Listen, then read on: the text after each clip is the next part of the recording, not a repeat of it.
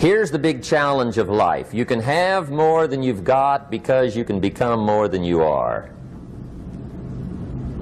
That's the challenge. And of course the other side of the coin reads, unless you change how you are, you'll always have what you got. I have found in my experience that income does not far exceed personal development. Now sometimes income takes a lucky jump, but sure enough, unless you grow out where it is, it'll usually come back where you are. Life has strange ways. If somebody hands you $1 million, best you become a millionaire quickly, so you get to keep the money. Otherwise, sure enough, it'll disappear. Somebody once said, if you took all the money in the world, divided it up equally among everybody, it would soon all be back in the same pockets. Incredible. Success is something you attract, not something you pursue. Success is looking for a good place to stay. So instead of going after it, you work on yourself. Personal development. See, the major question to ask on the job is not what are you getting? The major question to ask on the job is what are you becoming? See, the big question is not what am I getting paid here? The big question is what am I becoming here? Because true happiness is not contained in what you get. Happiness is contained in what you become. So that's our major subject for tonight, personal development. Of all the assignments Mr. Schoaf gave me at age 25, this was probably the most difficult. In fact, I'm still working on this one. I think it's an unending challenge to see what you can become. The next subject is called Basic Laws. And it's good to study the basics. And I call these basics primarily because they come from the Bible. Now, I'm not a theologian or a minister, and that'll be apparent. But Mr. Schoaf taught me that the Bible was a good textbook for ideas and stories and success equations, how to live the better life. I found out that was true. He also taught me that the Bible is as practical as it is spiritual, and I found out that's true. If you look at your bank account and your income and you're not happy, there are several places in the Bible to check to see what the heck's wrong so you can make the changes. And we're going to cover some of those tonight, called basics. Okay. The next subject is my favorite, setting goals. Mr. Schoaf taught me how to set goals. What a favor that was. One morning at breakfast, shortly after I met him, he said, Jim, let me see your current list of goals and let's go over them and talk about them. He said, maybe that's the best way I can help you get a better direction started. And I said, I don't have a list. He said, well, is it out in the car or home somewhere? I said, no, sir. I don't have a list anywhere. He said, well, young man, that's where we got to start. He said, I can tell you right now, if you don't have a list of your goals with you, he said, I can guess your bank balance within a few $100s. Which he did. And that got my attention. I said, you mean my bank balance would change if I had a list of goals? He said, drastically. That day I became a willing student how to set goals. And sure enough, learning how to set goals changed my life. And I often wondered why no one had ever taught me how to set goals up until age 25. I went to high school, but if they offered it, I missed it. I went to college for a year, never heard it. I worked for Sears. Really. And to my knowledge, Sears never taught it. Right? How to set goals. So here I am, age 25, married, my family's starting, I've been to college, I'm working, and I still don't know how to set goals. But fortunately, when I was 25, I met the man who taught me how, and it revolutionized my whole life. Economically, socially, personally, it's incredible. So I want to share with you tonight what Mr. Schoaf shared with me, how to set goals. It can be a life changer. Okay. The next subject is the negative part of the seminar. Life is part negative, so we got to talk about the negative. And this subject is called diseases of attitude. Diseases of attitude. There's a lot of things that can wreck your chances to do well. We live in a rather dangerous world, so you got to be not only wise, you got to be careful. Now, attitude diseases are just as bad as physical diseases, right? High blood pressure, heart trouble. I mean, a lot of things lace your chances to do well. So you've got to be careful. And attitude diseases are deadly. I mean, they'll destroy all the good things you start. Okay? So we'll go through those attitude diseases, how to spot them, how to look for them, what they are, and the cure. And I'm a pro on these because I've had them all, so I can give you excellent advice on these. Now, the last subject we're going to consider tonight is called the day that turns your life around. The day that turns your life around.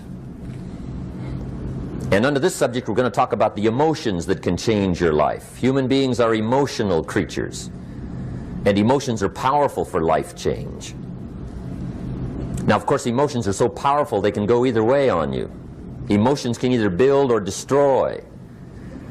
So you really have to employ emotions properly. We call civilization the intelligent management of human emotions. If you can intelligently apply your emotions in the right direction, no telling what can happen. Could turn your life around one day would be sufficient. So we'll talk about those. Okay. Now that's a lot to cover in one evening, but we'll keep at it here and see if we can't get it all done. I'd like to have you now jot down the theme of the seminar. Every seminar should have a theme, I guess. We've got one. It's on some of our literature if you happen to notice it, but if you didn't, for your notes, here it is. The theme of the seminar goes like this: the major key to your better future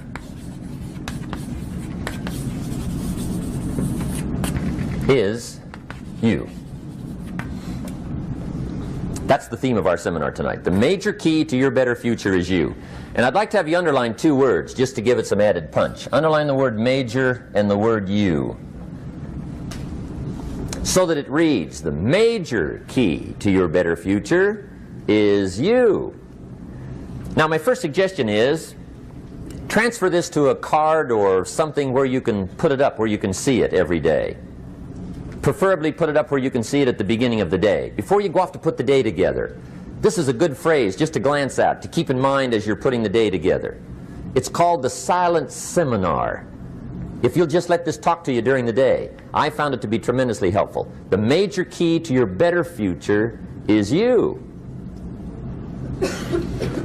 For a big share of my life now, I didn't have this one quite figured out. Among a lot of things I didn't have quite figured out. Many things used to puzzle me back in those early days. I used to wonder why two people could work for the same company, one make twice as much money. Now, see, that used to puzzle me. And maybe they were the same age, graduated from the same school, live in the same community, work for the same company, with the same products and the same services. They've got the same traffic, the same problems, and one makes $1,000 a month, the other one makes $2,000 a month. Now that was my puzzling question. Why would this long list be the same and the money twice as much? I asked, what's the difference between $1,000 a month and $2,000 a month? And I don't mean $1,000 a month, right? I could figure that out. But what makes the difference? Why would one person do twice as well, 3 times as well? Speaking economically. Now, I know there's more than one way to do well. I understand that. But in this little narrow area called compensation, what's the difference?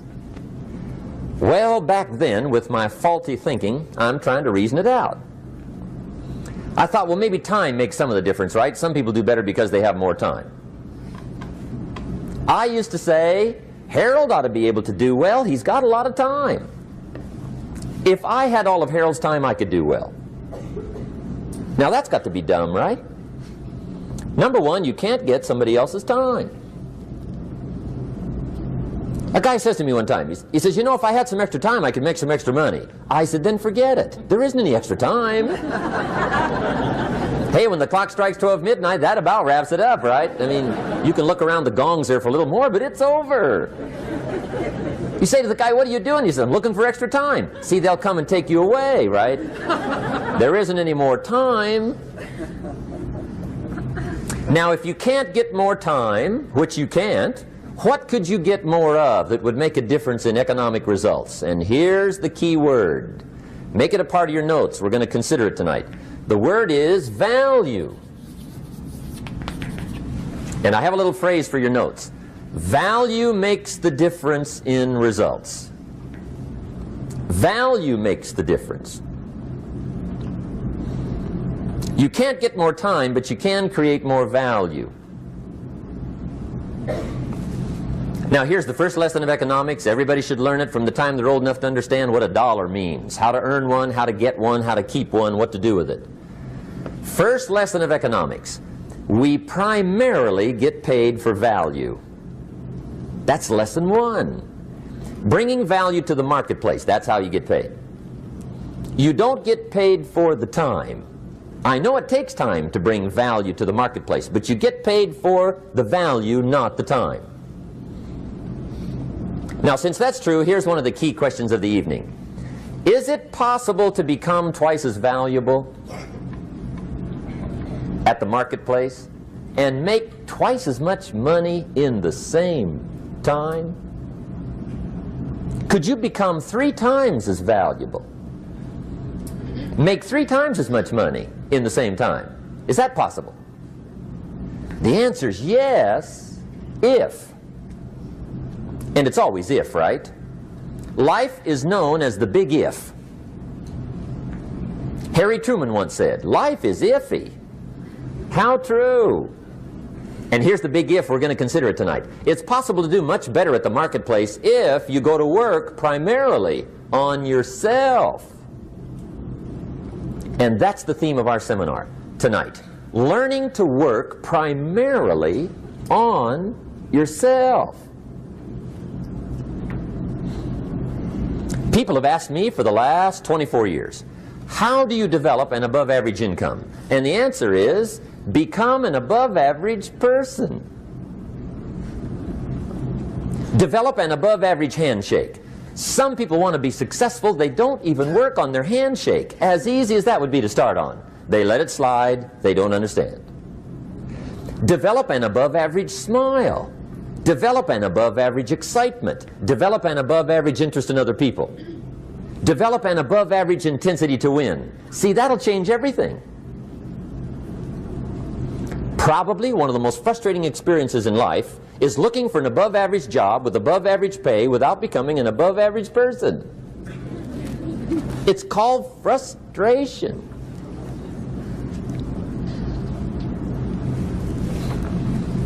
And Mr. Schoaf gave me probably the greatest clue he gave me when I first met him. He said, Jim, if you want to be wealthy and happy the rest of your life, just learn this lesson well. He said, learn to work harder on yourself than you do on your job.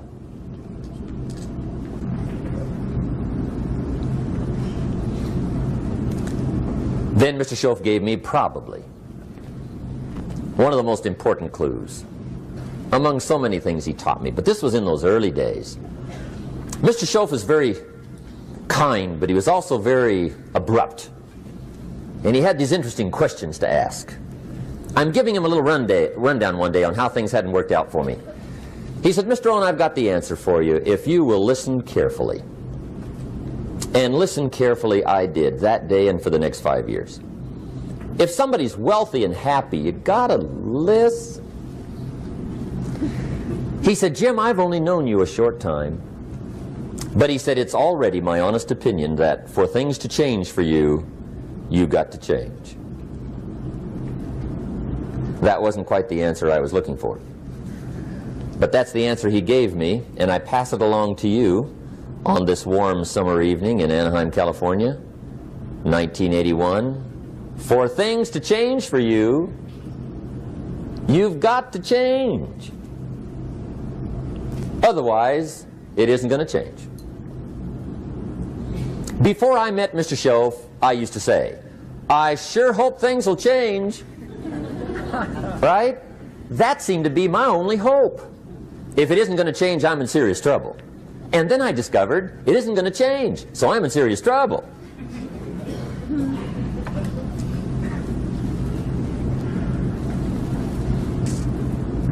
See, I can tell you what the 80s are going to be like. You have dropped into the right place. I did a seminar one time for Standard Oil executives and management in Honolulu. And we're having a conference one day on this big conference table. And one of them said to me, Mr. Rohn, you know some fairly important people halfway around the world. What do you think the 80s are going to be like? I said, gentlemen, I do know the right people. I can tell you. So they all listened very carefully.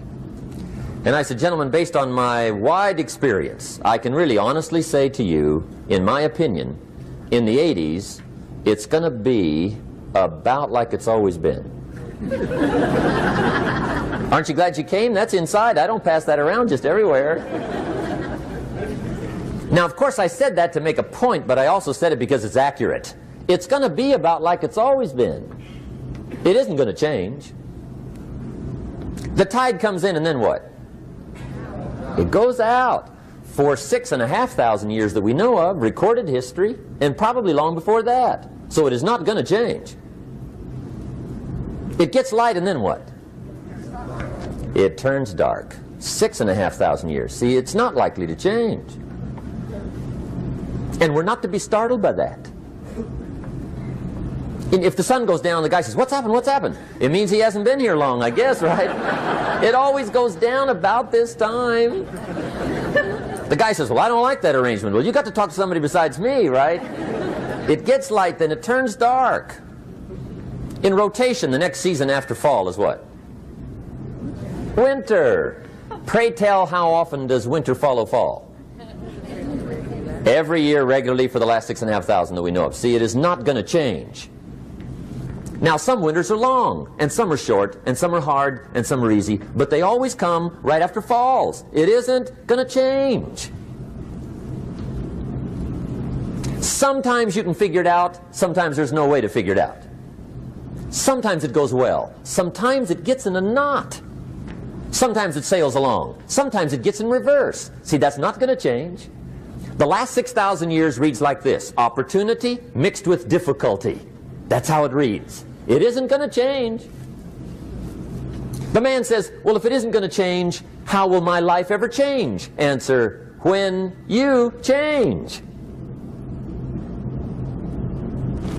And whether I'm talking to high school kids or business executives, my message is always the same. And it goes like this: the only way it gets better for you is when you get better.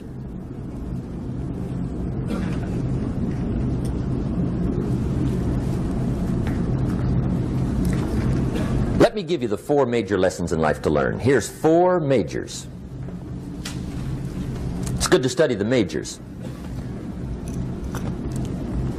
In our weekend seminar we teach. Some people don't do well because they major in minor things. You've got to be on the lookout. At the end of every week, end of every month, you've got to check, make sure you're not spending major time on minor things. Okay, we go through that whole series. Majors and minors. Now, let me give you 2 phrases before we get to the 4 majors. This will set it up and you'll see where I'm going. 2 key phrases for your notes. Here's the first one. Life and business is like the changing seasons. That's the first phrase. Life and business is like the changing seasons. One of the best ways to describe life, it's like the seasons. Frank Sinatra sings, life is like the seasons. Now here's the second phrase. Very important. You cannot change the seasons, but you can change yourself. You can't change the seasons, but you can change yourself. And see, that's how life gets better for you, not by chance, but by change. Now here's the 4 major lessons in life to learn. I've got my first book finished, came out a couple of weeks ago. This is in it, the 4 major lessons in life to learn. Here they are. Number 1, learn how to handle the winters. That's lesson 1. They come right after falls, with regularity. Some are long, and some are short, and some are hard, and some are easy, but they keep coming. You must learn to handle the nights. They come right after days. You must learn to handle difficulty. It comes right after opportunity. You must learn to handle recessions. They always follow progressions. For the last 6,000. See, it isn't going to change. The lesson you must learn is how to handle it. And there's all kinds of winters, right? The winter when you can't figure it out. The winter when it all goes smash. The winter when it turns belly up. The winter when it won't work, when you've run out of money and you've got a broken heart. See, those are winter times. There's all kinds. Economic winters, social winters, personal winters. When your heart is smashed in 1,000 pieces and the nights are unusually long, your prayers seem to go no higher than your head. It's wintertime. Barbra Streisand sings, "It used to be so natural to talk about forever, but used to be's don't count anymore. They just lay on the floor till we sweep them away. You don't sing me love songs, and you don't say you need me, and you don't bring me flowers anymore." A song of winter. But see, the disappointments come. Those are normal. That's part of life. But the question is, how do you handle it? How do you handle the coming winters and the disappointments and the down times? Well, you can't get rid of January by tearing it off the calendar. But here's what you can do. You can get stronger, you can get wiser, and you can get better. The winters won't change, but you can. And that's how life changes for you. See, before I understood, when it was winter, I used to wish it was summer. I didn't understand. When it was hard, I used to wish it was easy. I didn't know. And then Mr. Schoaf gave me a part of his very unique philosophy when he said, "Don't wish it was easier, wish you were better." See, that triggered my whole life change. Don't wish for less problems, wish for more skills. Don't wish for less challenge, wish for more wisdom.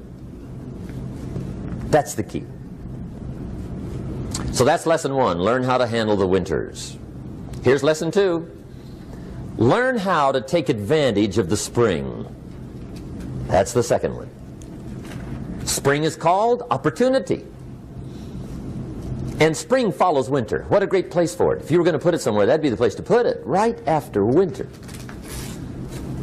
And pray tell, how often does spring follow winter? Every year with regularity, 6,000. You can almost count on it. See, opportunity always comes. Days follow nights. Isn't that terrific? Opportunity follows difficulty.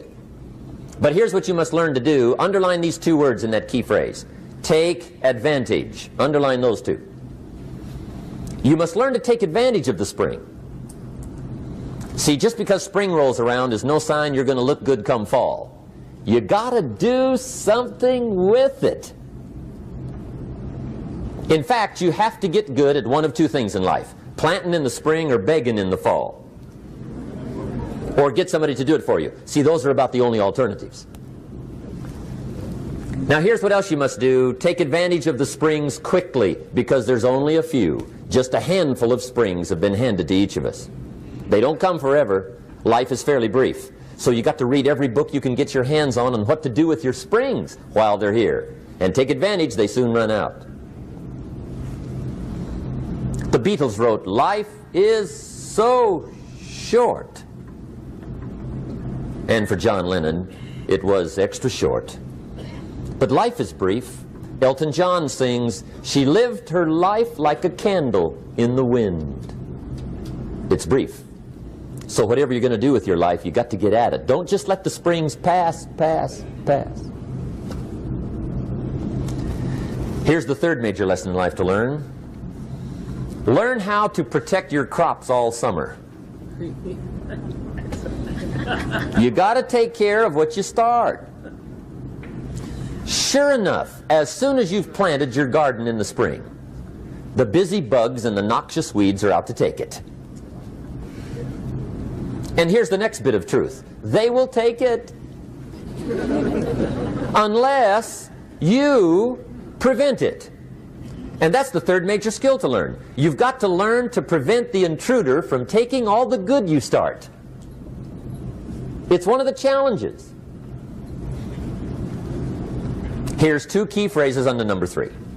First one, all good will be attacked on this planet. Maybe not the next one we get to, but on this one, all good will be attacked. Every garden will be invaded. Not to think so is naive. And here's the second phrase. All values must be defended. Political values, social values, community values, family values, marriage values, friendship values, business values. Every garden must be tended all summer. Third major lesson. Now here's number 4. Fourth major lesson in life to learn. Learn how to reap in the fall without complaint. Learn to reap come harvest time without complaint. Take full responsibility for what happens to you. It's one of the highest forms of human maturity, accepting full responsibility. It's the day you know you've passed from childhood to adulthood, the day you accept full responsibility. And another note, learn to reap in the fall without apology. Without apology if you do well, and without complaint if you don't. That's maturity. I used to have that long list of reasons why I wasn't doing well. To explain. You got to explain, right? Otherwise you're going to look bad. I used to have this funny list called Reasons for Not Looking Good.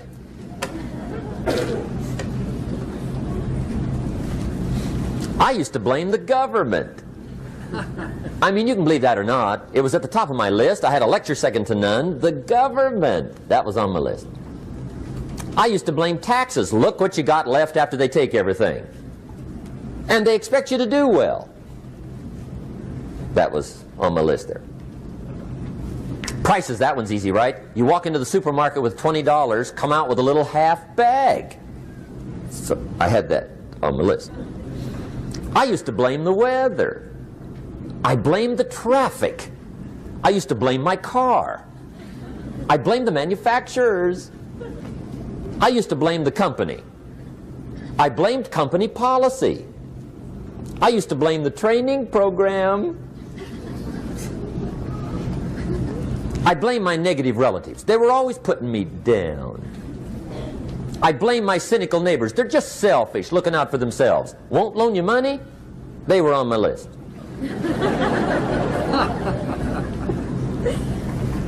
I used to blame the economy. I blamed the community. That's a pretty good list for not doing well, isn't it? I thought it was good. I'll never forget one day, Mr. Schoaf was very kind, but he was also very blunt. And this was no exception. And I'm glad he was blunt. There's a lot of things I'd have missed if he hadn't have been blunt. One day, with sort of a curious look on his face, he said, "Jim, just out of curiosity, tell me, how come you haven't done well up until now?" Excellent question. I thought, well, so I won't look too bad, I'll go through my list. And this list I just gave you, I put that on him. And he was very patient. He let me go through the whole thing, the government, the weather. I went through this whole thing. When I finished, he looked my list over very carefully. He said, "Mr. Rohn, big problem with your list. You ain't on it." How brilliant.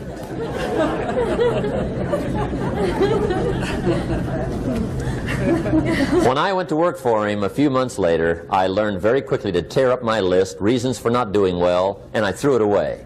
And I got me a fresh piece of paper. And I put one word on it. Me. There's a Black Heritage spiritual that says, "It's not my mother nor my father, nor my brother nor my sister, but it's me, O Lord, standing in the need of prayer." See, I used to blame everything outside.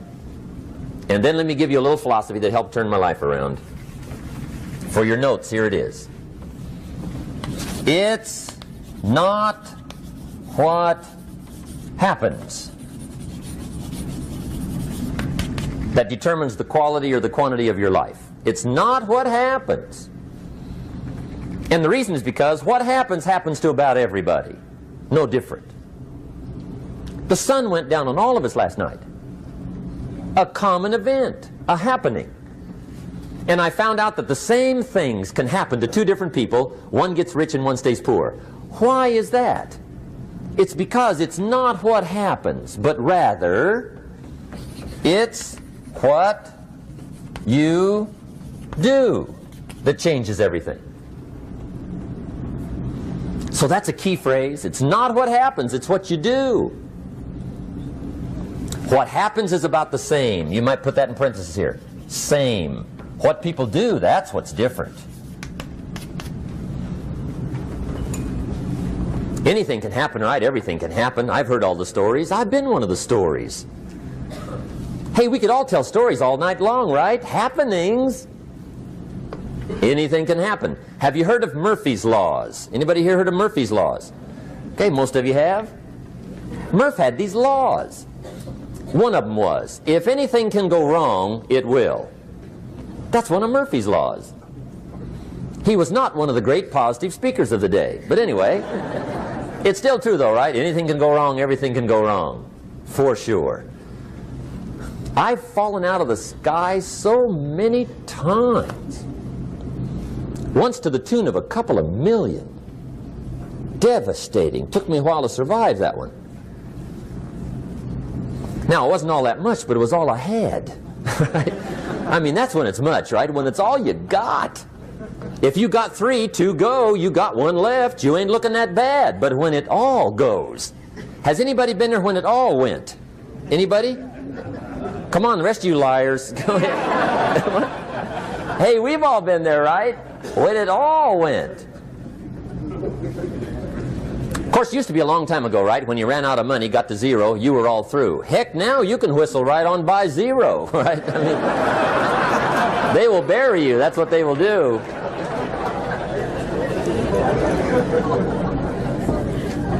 But see, those are the happenings, right? Everything can happen. Anything can happen.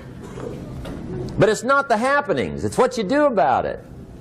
Somebody says, yeah, but you don't understand the disappointments I've had. Come on. Everybody's had their share. Disappointments are not special gifts reserved for the poor. Everybody has them. The difference is what you do about them. It's not the weather. I used to blame the weather, and I discovered it rains on the rich. So see, that won't help. 2 men wake up one morning, there's a rainstorm on. One of them looks out his window, sees the rainstorm, and he says, wow, what a storm. With weather like this, they can't expect you to go out and make sales. He stays home. Same morning, the other guy looks out his window, sees the same storm, says, wow, what a storm. But he says, you know what, with weather like this, what a great day to go out and make sales. Most everybody will probably be home, especially the salesman.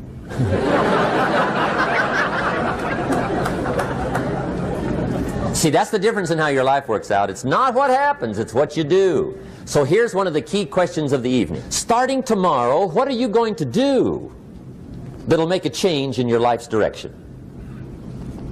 Good question. What are you going to do starting tomorrow that'll make a difference? Now see, if you don't do something starting tomorrow that'll make a difference, guess what? It's gonna be the same. And see, that way you can guess what the next 5 years are going to be like. Look at the last 5. Because the next 5 are going to be like the last 5 unless you, major key, tomorrow, change it all. Or change a little, or change something, or don't change. It's choice time. You can do whatever you want. But it's nice to know any day you wish you can change your whole life. What can you do starting tomorrow that'll make a difference? Good question. What can you do with economic chaos, massive disappointment? What can you do with a broken heart? What can you do when it won't work? Good question. So if I had a word with you tonight, one-on-one, just you and me. I think my personal advice to you would be, this year, 1981, reach down inside of you and come up with some more of those remarkable human gifts. They're there, waiting to be utilized. And then change anything for you you want to change. And I challenge you to do that because you can change. If you don't like how it is for you, change it. If it doesn't suit you, change it. If it doesn't please you, change it. If it isn't enough, change it. And I challenge you to do that because you can change. See, you don't ever have to be the same again after tonight, only by choice. If you don't like your present address, change it. You're not a tree.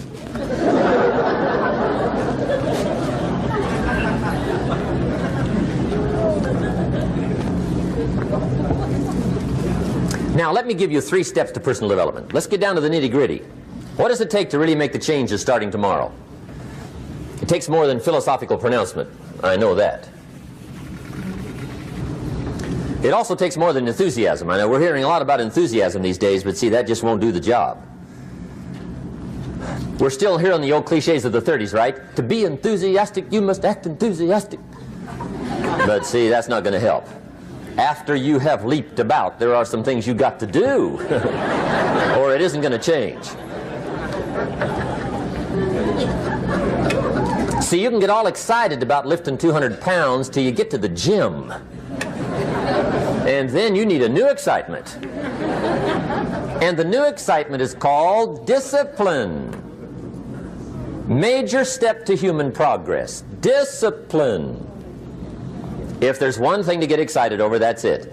Get excited over your ability to make yourself do the necessary things. What could you make yourself do starting tomorrow that would change it all? No! Tell him. Now, see, that's exciting. On any given day, you can massively change the direction of your life. Murder is a clear example that any one person on any given day can forever alter the course of their life. It just happens to be a negative act. But just as sure as you can commit a negative act, you can also commit a positive act and forever alter your life, whenever you wish. Now that's exciting. And whatever that act might be that changes your life. The guy finally takes a shotgun to his car and blows out every window, destroys every tire, puts 100 rounds in this shabby old thing. And he says, I have driven this embarrassing thing for the last time. And not only will I never drive it again, nobody else will ever drive it again. And he lets that shuddering thing stand there for a while as a monument to the day he said, today my life changes. Now who can do that? Anybody. When can you do it? Whatever day you pick.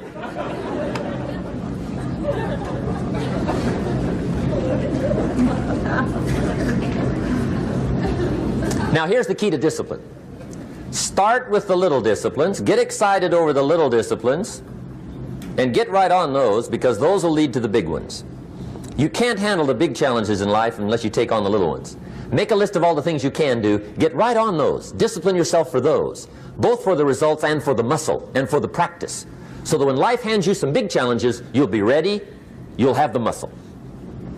But see, if you don't handle the small ones, you can't take care of the big ones. Okay, here's what else it takes for life change. Self-motivation. Key phrase, self-motivation. I don't know why we call it self-motivation. It's really the only kind there is. You've got to motivate yourself. Because I found out you can't change people. They can change themselves, but you can't change them. Lord knows some I've tried. But see, it won't work. People have to change themselves. I learned some of those lessons early. I built a little sales organization way back in those early days. I'm 25. And I had some nice people. I said, I'm going to make these people successful if it kills me. I almost died, right? I mean, you can't do that.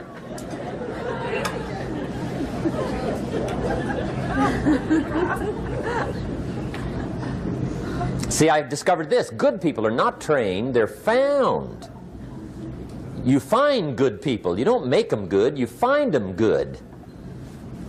Training really is for the purpose of finding good people. You don't need much instruction for a good person. But too much training probably means you got the wrong people.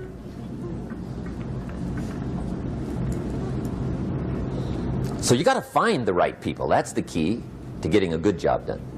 One of the major things we learn in management, lesson 1, don't send your ducks to Eagle School.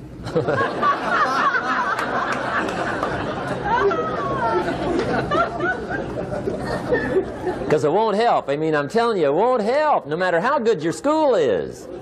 And the little eagle badge and little eagle hat, I'm telling you, it won't help. It won't help. You can tell whether your school's done any good, right, is when it's over, right? The duck goes for his first rabbit and makes him a friend. You say, no, no, no. Anyway, so it takes self-motivation to really alter your life. And you don't want to give self-motivation away to somebody else and make it somebody else motivating you. The guy says, boy, if somebody just come by and turn me on. What if they don't show up? Right? See, you got to have a better plan for your life. Okay. Now, if you're excited and you're ready to change, let me give you 3 steps to start life change that can change your life, your personality, your lifestyle, everything can change. Here's the steps. Number 1, find out how things work. The first key to doing better is find out. To change your life, really, you need ideas. There isn't anything an idea can't change. And Schoaf taught me the major problem is lack of an idea, not a problem. At first I didn't have any money. I said to Mr. Schoaf, I don't have any money. He said, that's not a problem. Now see, up until then I always thought it was. Right? I was confused. He said, no, no, the problem is lack of an idea on how to create money and wealth. It isn't lack of money, it's lack of ideas. So if you get the ideas, see, you can change anything. Now to get ideas, you need a constant study of finding out. Now Schoaf also said, when you find out something that works, put the information in your journal. Don't use your head for a filing cabinet. Put it in your journal so that you can do the next best thing. Repetition, repetition, repetition. Go over it. And if you repeat it, go over it, sure enough, someday, some mysterious day, the idea takes root, starts to grow, and shows up in your bank account, and your dress, and your personality, and your lifestyle. But capture the ideas in your journal. Find out how things work. Schoaf gave me this word for my life change. He said, study. Great word. If you wish to be successful, study success. If you wish to be happy, study happiness. If you wish to be wealthy, study wealth. Don't leave it to chance. Make it a study. Some people just go through the day with their fingers crossed. See, that won't do it. You've got to study the things that can change your economic, social, spiritual, personal life. Now here's a qualifying phrase. And we'll have several of these qualifying phrases throughout the seminar. Here's the first one. You may not be able to do all you find out. I understand that. You may not be able to do all you find out, but you should find out all you can do. See, you don't want to wind up at the end of your life and discover that you've lived only 1/10 of it. And the other 9/10 went down the drain. Not for lack of opportunity, for lack of information. So that's number 1, find out how things work. Now here's the best human virtue for finding out. Curiosity. Make a note of that. Curiosity. Be curious. You might add a word to it that'll help. Childish curiosity.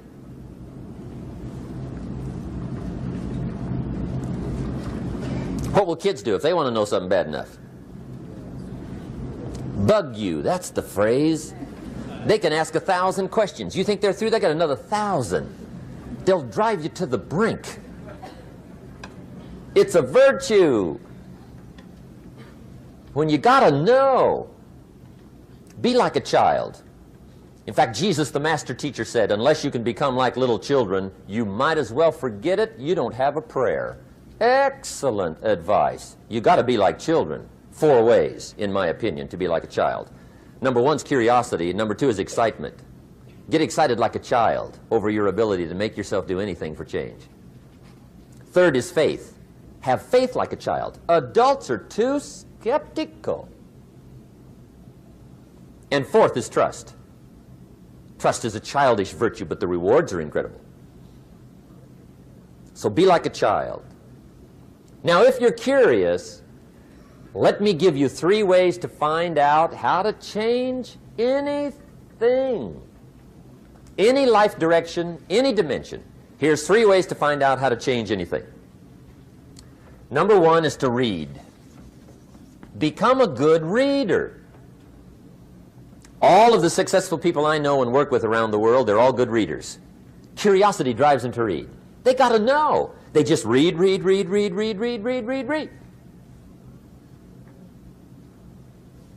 Become a good reader. Now, that's my opinion. Listen to the other lecturers, and listen to me, and make up your own mind. Don't be a follower. Be a student. Okay? I say, really, for life change, you got to read. One way to learn is from your own experiences, but another way to learn is from other people's experiences. See, one book might save you 5 years if you read it. Did you know there's books on how to be stronger, more decisive, be a speaker, be a leader, have a better effect on other people, develop your personality? Did you know there's books on that? And people don't read them? How would you explain that? And they can read. Did you know that hundreds of successful people have written their stories in books and they wrote down how they did it and people don't read it? How would you explain that? The guy's busy, I guess. You know, you get tied up. The guy says, well, yeah, you work where I work. By the time you struggle home, it's late. You got to eat a bite of supper, watch a little TV, get to bed. You can't sit up half the night reading. And the guy's behind on his car payment. Good worker, hard worker, sincere. But you got to be better than sincere and work hard. Otherwise, at the end of your life, you'll wind up cold, stony broke. You got to be better than a good worker. You got to be a good reader. The whole world is governed by laws. The universe, in fact. Laws. We call it the law of electricity. We call it the law of gravity. There's mathematical laws. There's physical laws. Speed and velocity laws. Agricultural laws. There's all kinds of laws. Now that we find ourselves on the spinning planet, you just have to learn what I call the setup. Learn the setup. Life's setup. Now, we didn't set it up, but we're here, so you got to learn it. And we should learn the setup for 2 basic reasons. Number 1, to keep from getting hurt. It's one of the major reasons for learning, so you won't get hurt. See, economically, socially, personally, you can get hurt just not knowing. Ignorance is not bliss. Ignorance is poverty. Ignorance is tragedy. You got to know, or you're going to get hurt. It's good to know not to walk out the 10-story window. That's excellent information. Now, what if a guy didn't know and he walks out? Now he's dead at the bottom. Somebody says, well, the poor guy didn't know. You got to know, or you're going to get hurt. Okay. Now, here's a parenthesis. You don't have to like the setup. I don't ask you to like how it is. That's not what's important. But it is important to learn how it is. Okay? So you don't have to like it, but you should learn it. That's what I tell the kids, right? Make sure you get the information. What you think about it, that's up to you. What you're going to do with it, that'll soon be up to you. But make sure you get it. See, there's nothing worse than being stupid. Nothing. I mean, being broke is bad, but being stupid is awful. And what's really bad is being broke and stupid, right? That's about the end of the world. I mean, there isn't anything much worse than that. Unless you're sick. Sick, broken, stupid. I mean, that is it, right? There's nowhere else to go. So make sure you get the information. It's key. You don't have to like it, but learn it. If this big monstrous thing lifts up in the sky, hangs there for a little while, cuts loose, comes crashing down, boom, shakes the ground for 5 miles. And then this big monstrous thing lifts back up in the sky, hangs there for a little while, cuts loose again, comes crashing down, boom, shakes the ground for 5 miles. It just keeps doing it, this big monstrous thing, lifting up and then crashing down, boom. Now, you might come along one day and say, that's got to be a stupid arrangement, which is okay. You're entitled to your opinion. But the first thing you should learn to do is get out from under it, right? That's number one. You might have a great moral argument. You might want to shake your finger at the sky, but do it from over there, right, so you don't get smashed. It's called your basic smart. So number one, learn so you won't get hurt. Whether you like it or not, learn. Now here's the second reason for learning, the setup, to benefit. It's called the plus of life. And that's what life is, right? Both minus and plus. The minus is tragedy, heartache, misery, failure, unhappiness. But life is also happiness, prosperity, good feelings. So here's the key. Learn to get on the good side of the way things work.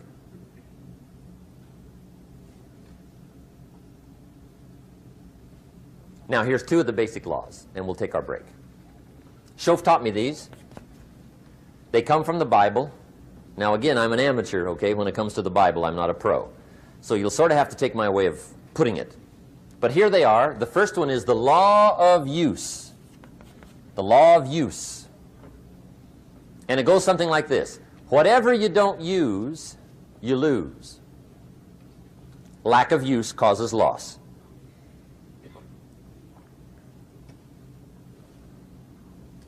On this planet, maybe not the next one, but on this one, if you tie your arm to your body, leave it there long enough, you'll never use it again. It's over for the arm. Now, it may not be over, but it's over for the arm. The only way to keep the use of this arm is what? Keep using it. If you quit, you lose automatically. They don't bring it up for a vote. You lose automatically when you quit. Now, the same thing that goes for your arm goes for your brain, mentality. The same thing goes for all the human virtues. Ambition, unused, declines. Strong feelings, unused, diminish. It doesn't grow, it diminishes. Faith, unused, decreases. It's a law. Vitality, unused, diminishes. Energy, unused, decreases. The guy says, well, I'm going to save up my energy. You can't do that. That's like trying to save today, put it on the end of the year. See, you can't do that. They'll come take you away. If you don't use today, what? It's lost. The guy says, well, I'll work twice as hard tomorrow to make up for it. See, that's foolish. You could have done that anyway. Today, unused is lost. A talent unused is lost. An ability unused is lost. So here's one of the key expressions of the evening. Take a new inventory of yourself. Starting tomorrow, new project. Take a new inventory. And make sure that all of your talent and ability and mentality and ingenuity and vitality and strong feelings, faith, courage, make sure that all you've got's being used. Otherwise, you lose. Now, one of the best illustrations of the law of use is a Bible story called the Parable of the Talents. The talent story. Interesting story if you haven't read it in a while. Just review it. It's a good story. An ancient story. It says there was a master with 3 servants. He got them together one day and he said to the 3, I've got these talents. And in those ancient days, a talent was a measure of gold. And he said to the 3 servants, take these talents and see what you can do with them while I'm gone. He said, I'm taking a journey and I'll be gone for a while. When I come back, we'll get together, go over the book, see how you did. He said, here's 5 of these talents for you. 5. Here's 2 of them for you. 2. And here's 1 for you. 1. The master said, take those talents, see what you can do with them. When I come back, we'll get together, we'll go over it all. The servant said, okay, master takes off. According to the ancient story, the master comes back from his trip. When he gets back, he gets the 3 servants together, and as he said he would, he asks, how did it go with those talents? You were 5. What happened? That servant said, well, I took the 5 talents you gave me, and I put them to work. A little shaky at first, but he said things finally got rolling. And he said, I poured it on. And he said, my talents grew to 7, 8, 9, 10. He said, I doubled my talents from 5 to 10. Books will show. Master said, one heck of a job. Or something like that. He said, I gave you 2 talents. What happened? That servant said about the same thing happened to me. I put those 2 talents to work, poured it on. They grew to 3 and then to 4. He said, I doubled my talents from 2 to 4. Books will show. Master said, well done. He said, I gave you 1 talent. What happened? That servant said, well, I took the talent you gave me, and I carefully wrapped it, and I dug a hole and buried it. And camouflaged it, I suppose, right? So nobody would steal it. And he said, fortunately, nobody got it. And he said, I knew you were going to be here today, so I dug it up. Here it is, safely wrapped. I did not lose it while you were gone. According to the ancient story, the master said, take that talent away from him and give it to the man that's got 10. Now you might say, well, I don't like that arrangement. The poor guy's only got 1 talent. He's already got 10. It ought to be more even.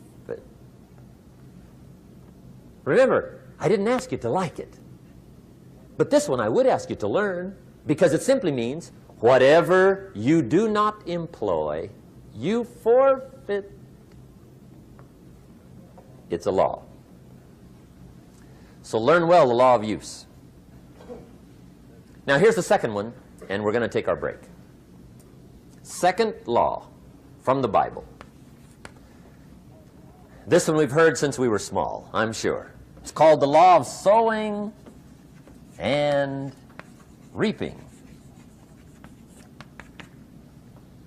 In fact, we've probably heard it so often we could quote it.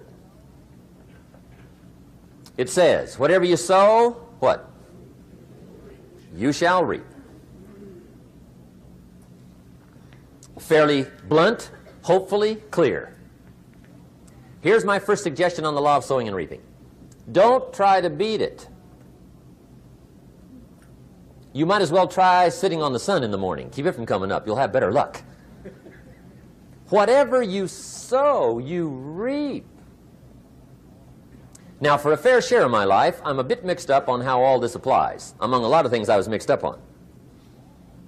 I knew I wasn't reaping too good. That I understood. My problem was I was confused about what was causing it. Remember me with the funny list? I thought those are the reasons why it isn't working out well. And then Mr. Schoaf gave me the clue that helped me figure it all out. He said, Mr. Rohn, I have another answer for you.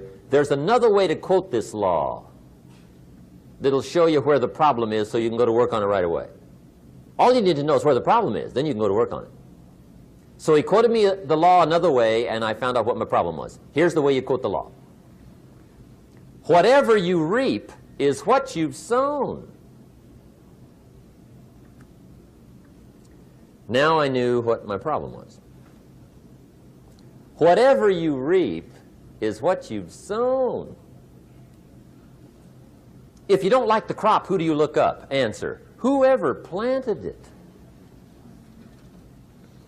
And where do you find who planted your crop? Answer, in the mirror. What I finally learned to do come fall was to go to the mirror. That's where you go. And if necessary, you say, a few skinny carrots? I got to be unimpressed. Where were you last spring? Asleep. Didn't you read the books? Did you break your hoe? Let me give you 7 key points to the law of sowing and reaping. Let's tick right down through the list of 7, and it'll be break time. 7 points to sowing and reaping. Here's part of the philosophy that really helped me to make some changes in life direction. Number 1, the law of sowing and reaping is negative. That's number 1, which simply means if you sow bad, you reap bad. Now, this is kind of 3rd grade, but it doesn't hurt to go over the basics. If you plant thistle seeds, you don't get pumpkins. Honest, no use looking for pumpkins. John says, how come no pumpkins? Come on, John. The law's negative. That's how come. Now, here's number 2. The law's positive, which simply means if you sow good, you reap good. If you plant pumpkin seeds, you don't get thistles. Not from pumpkin seeds. Mother Nature won't pull tricks on you over in the corner snickering, pushing you thistles, and you planting pumpkin seeds. She won't do that. You will get pumpkins from pumpkin seeds, and the reason is because the law is positive. Now, here's number 3. I got excited when I found out the full dimension of this. See, you do not reap what you sow, but rather, you always reap much more than what you sow. So the 3rd key word is more. You don't get back what you put out. You get back much more than what you put out. And it works both positive and negative. On the negative side, it said, if you sow to the wind, you reap the whirlwind. So you've got to get ready for that, or you will be naive. See, anybody can, whether you will or not. See, that's the question.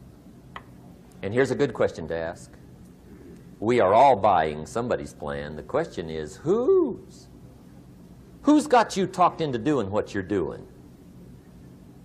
Who's got you talked into your present plan? See, 10 years from now, you will surely arrive. The question is, where? But see, anybody, if you want to, can go searching for a good plan, pick it, and start working it. And sure enough, as the time passes, as it surely will 5 years from now, 10 years from now, then you'll be winding up wearing what you want to wear, driving what you want to drive, living where you want to live, become what you want to become. But now's the time to fix the next 10 years. And who can? Anybody. Here's number 6. The 6th key to sowing and reaping. This is leveling with you now, as we promised to do. There's one thing better than the truth, and that's the whole truth. And here's part of the whole truth of the law of sowing and reaping. Number 6 is, you could lose. There are times when you just lose, no matter what you do. It's that kind of planet. You reap what you sow. Yes, but... what does that mean? Yes, but... well, the farmer plants his crop in the spring, takes care of it all summer, loves his family, works 10, 12 hours a day, 6, 7 days a week, is an honorable man. Come fall, he's got a beautiful crop, and he deserves every bit of it. But the day before he sends the combines into the field, a hailstorm comes along and beats it all in the ground, which means you lose. Somebody says, well, what did he do wrong? Answer, nothing. It's just that kind of planet. Sometimes it's going to hail on your crop and rain on your parade, so you got to get ready for that or you will be naive. That's just part of the life arrangement. And don't press me why. I was not in on some of the original decisions here, so I don't know how it got set up. But there's just times, sometimes you lose. That's part of life. But now here's number 7. The 7th key to sowing and reaping. And it goes like this. It's just another way to quote the same law. And it goes like this. If you don't sow, that's just another way to quote the law. If you don't sow, what? You don't reap. You don't even have a chance. So if you looked at your game plan tomorrow, you might come to the quick conclusion, I got to get some sowing going. How true. Get you some sowing going. And remember, you've got plenty of time. You've got all the time there is. Some people spend enough TV time to make a fortune. The latest article on television watching in this country, according to the latest article, the average television is on in this country in every household 7 hours a day, called the Big 7. I asked a guy one time what his TV cost. He said about $450. I said, you forgot to look at the price tag. He said, what do you mean? I knew he was a TV watcher. I said, that television costs you, in my opinion, at least $12,000 a year. To watch it, not to own it. Owning it's cheap. Watching it is what's expensive. And I said, hey, $12,000 a year is too much to pay to watch TV. That's too much. Pay a little, but not $12,000. And he's the guy that said, I hope pay TV never comes.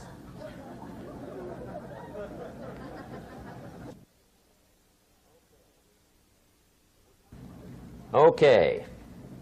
We're trying to cover an awful lot tonight, I realize that. But my time schedule is such that we just have to sort of give it all to you and let you sort the rest out. I wish we had plenty of time for questions and answers and that whole thing, but our time is just limited. But we are trying to go through an awful lot, I realize that. But looks like everybody's getting it. This is about the note-takingest crowd I've seen in a long time. Incredible. Does anybody have 5 pages yet? Anybody? Oh, fantastic. Incredible.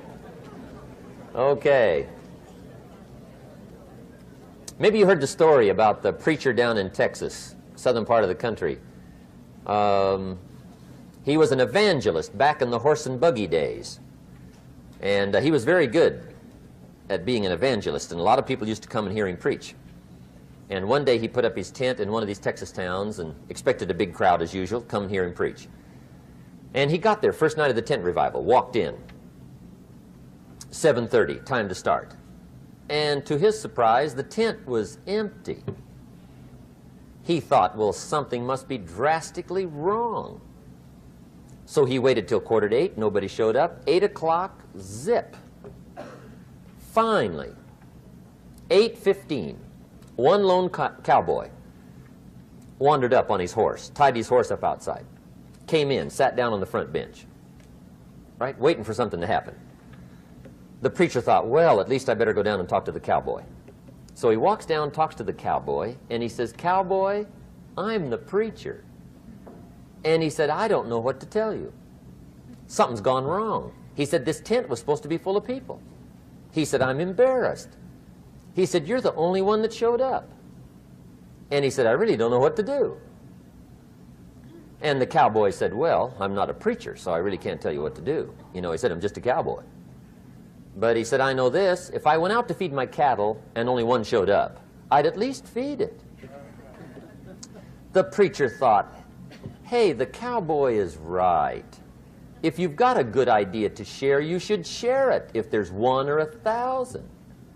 So he got kind of inspired by this conversation, and he jumped up on the platform and started to preach, as if the tent was full of people. It just exploded. And he went for an hour and 15 minutes, just kept rolling. Finally, he quit. And when he finished, he came down off the platform and talked to the cowboy again. He says, well, cowboy, what did you think of my sermon? And the cowboy said, well, I'm not a preacher, so I really can't tell. You know, he said, I'm just a cowboy. But he said, I know this. If I went out to feed my cattle and only one showed up, I'd feed it, but I wouldn't dump the whole load on it.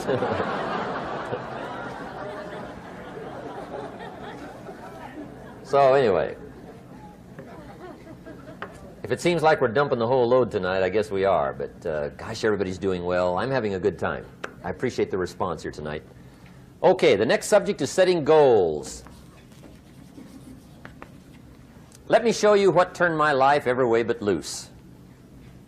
Mr. Schoaf dropped this idea on me, changed me completely. Setting goals. Here's what can easily happen if you don't set goals. It's easy to let life deteriorate into making a living instead of designing a life. And we all have a choice. Make a living or design a life. It's easy to get trapped by economic necessity and settle for existence rather than substance. That's easy. But the best advice I can give you on how to break out of that trap is to learn how to set goals. Mr. Schoaf put it to me this way. He said, Jim, if you had enough reasons, you could do the most incredible things. I never forgot how he put that. If you have enough reasons. See, reasons will change your whole life. Mr. Schoaf said to me, he said, Mr. Rohn, I think you've got plenty of intelligence, you've got plenty of talent, you've got plenty of ability. Probably what you lack is plenty of reasons. He said, I don't think your current bank balance is a true indication of your level of intelligence. I was happy to hear that. He said, I think you're much smarter than your present bank balance indicates. And that turned out to be true. I was much smarter. But of course my first question was, well then why isn't it bigger? And he said, you don't have enough reasons. You've got enough intelligence, but not enough reasons. So see, reasons can change your life. Here's what else I found out. Reasons come first, answers come second. You don't get the answers to do well till you get the reasons. Life has a mysterious way of hanging on to all the answers and only gives them up to the people that are inspired by reasons. So reasons make the difference in how your life works out. Now, what are some of the reasons for doing well? Let's go through a quick list called Reasons for Doing Well. First is personal reasons. Some people do well for recognition. Some people do well for respect. Some people do well for the way it makes them feel. They love the feeling of being a winner. Those are good reasons. I have some millionaire friends that keep working 10, 12 hours a day, making more millions. And it's not because they need the money. It's because they need the joy and the satisfaction and the pleasure that comes from being a constant winner. And see, it's not just the money anyway. It's the journey, not the money. Once in a while somebody says to me, boy, if I had $1 million, I'd never work another day in my life. That's probably why the good Lord sees to it they don't get their million, right? They'd quit. They'd quit. Okay. Next is family reasons. Some people do extremely well for other people, and that's powerful. Human beings can greatly affect each other. Sometimes we will do things for somebody else we will not do for ourselves. We're made that way. I met a man one time who said, Mr. Rohn, to do all the things I want to do with my family around the world, he said, I got to have at least $250,000 a year. I thought, incredible. Could a guy's family affect him that much? And the answer is, of course. How fortunate are the people that find themselves greatly affected by somebody for personal achievement. And we are affected. The writer of a recent song said, "If not for you, the winter would hold no spring, couldn't hear a robin sing. I just wouldn't have a clue if not for you." So we can be affected. That might be one of the most stimulating reasons to do well, finding somebody. When Andrew Carnegie died, the wee little Scotsman that built the big steel industry, when he died, they opened up his desk, and in one of the desk drawers, they found a slip of paper. On that piece of paper, Mr. Carnegie had written his goal for his life, and he wrote it when he was in his 20s. And on that piece of paper, it said, "I'm going to spend the first half of my life accumulating money. I'm going to spend the last half of my life giving it all away." What a goal. He got so inspired by that goal that the first half of his life, he accumulated $450 million. And the last half of his life, he gave it all away. Good question tonight. What's got you turned on? What's got you bombed out of sight to get up early and stay up late and hit it all day? Next question. What's got you turned off? When I found the answers to those two questions, my life exploded into change. I finally found out what had me turned off, and I got that cured. And then I got me a long enough list of reasons to turn me on. And once the lights went on for me, age 25, they've never gone out. I've fallen out of the sky a few times, but I've never lost that drive to make something unique out of my life. See, reasons altered my whole life. Now, there's another list of reasons called nitty-gritty. Hard little reasons. Sometimes those little reasons are the most powerful reasons that can change your life. Sometimes it doesn't take much. I now carry several $100s in my money clip. It's only a few $100s, but it was one of those reasons turned my life around. Just before I met Mr. Schoaf, I heard a knock at the door. I go to the door, and there's a little girl standing there about this tall selling Girl Scout cookies. And she gave me one of the finest sales presentations I've ever heard. Special deal, several flavors, this whole package of stuff, $2. And with a big smile, she very politely asked me to buy.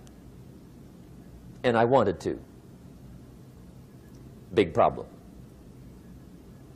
I'm broke. I don't have $2. And to this day, I can remember the pain and the embarrassment. I'm a father. I'm a husband. I've been to college. I'm working. I'm 25. I don't have $2. And I didn't want to tell her that for some reason. So I did what I thought was next best. I lied to her. I said, "Hey, look, I've already bought lots of Girl Scout cookies. I've still got plenty stacked in the house," which was not true. But it seemed to get me off the hook for the moment. She said, "Well, gosh, that's wonderful. Thank you very much." And she went away. When she left, I closed the door, and that was the day I said to myself, I don't want to live like this anymore. I've had it with lying, and I've had it with being broke. I'm never going to let this happen to me ever again. I promised that day I would work as hard as possible and would always carry plenty. It took me a little while, but now I do.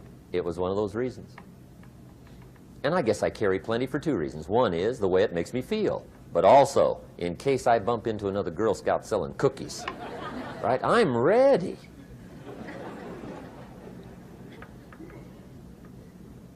I walked out of the Bank of America one time up in Saratoga, California, where I used to live. Two little girls selling candy right outside the bank. Good place. Some girls' organization they're working for, right? I come walking out of the bank. This first little girl walks up to me. She said, "Mister, would you like to buy some candy?" I said, "I probably would." "What kind is it?" She said, "It's almond roca." I said, "My gosh, that's my favorite." She said, "Wonderful." I said, "How much is it?" She said, "It's just $2. I thought, incredible. I said, "How many boxes of that candy have you got?" She said, 5. And her little friend was standing there. She was selling candy too. I said, "How many boxes have you got?" She said, "I've got 4. I said, "That's 9. I'll take them all." They said, "Really?" I said, "Yeah, it's my favorite. I've got some friends. I'll pass them around." They got so excited, put all this candy together. I reached in my pocket, gave them the $18. When I've got the candy and they've got the money, that first little girl looks up at me. She says, "Mister, you are really something." How about that? Can you imagine only spending $18 and have somebody look at you in the face and say, "You are really something"? Now you know why I carry heavy, right? I'm not going to miss anymore.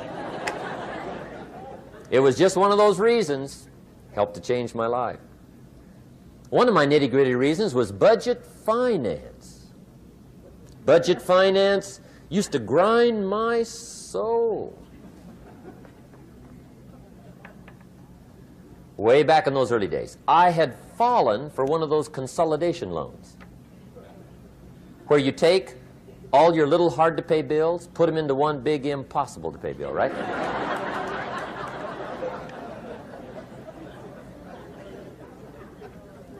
I would get 4 or 5 payments behind. This one guy used to call me day and night. I don't think they're allowed to do that anymore. Harassed me. Threatened to run me in front of the judge. Threatened to ruin my credit. Threatened to embarrass my family. One day he said, "We're going to come get your car, drag it rear end up down the street in front of your neighbors." The guy even called me a flake. And back in those days, I'm broke, I'm pitiful, there's nothing I can do about it. But I never forgot how the guy treated me. And when I met Mr. Schoaf and I got my life straightened out and the money started to flow, that was one of my first projects, budget finance. I poured it on day and night. I finally put all the money together I owed him, which was considerable. I picked a day for the payoff. And when the payoff day came, I put the money in small bills in a big briefcase. And I walked into the budget finance office on Wilshire Boulevard in Los Angeles. The guy who harassed me so often, his desk was about 3 back. I walked right up to his desk, startled him. He wondered what I was doing there. It was the first time I'd been there since I'd borrowed the money, right? Without saying a word, I opened up this briefcase, dumped this pile of money all over his desk. I said, "Count it. It's all there. I will never be back." And I turned around and stormed out. Now, that might not be noble, but if you haven't tried it, you've got to one time.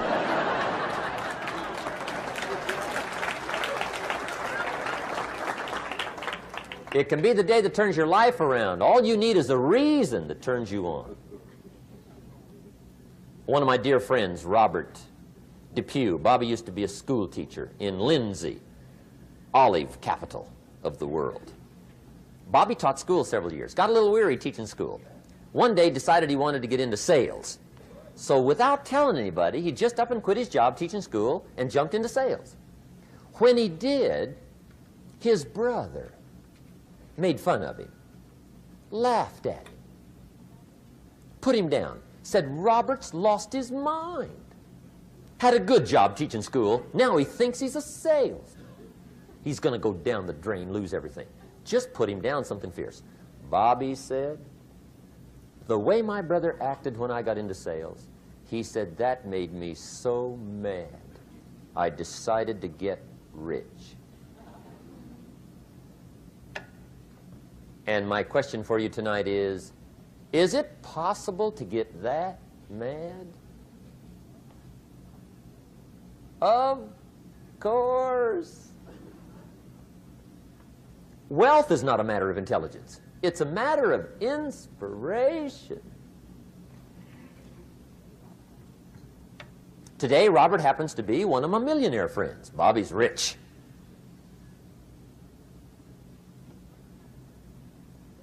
Frank Sinatra said one time, the best revenge is massive success.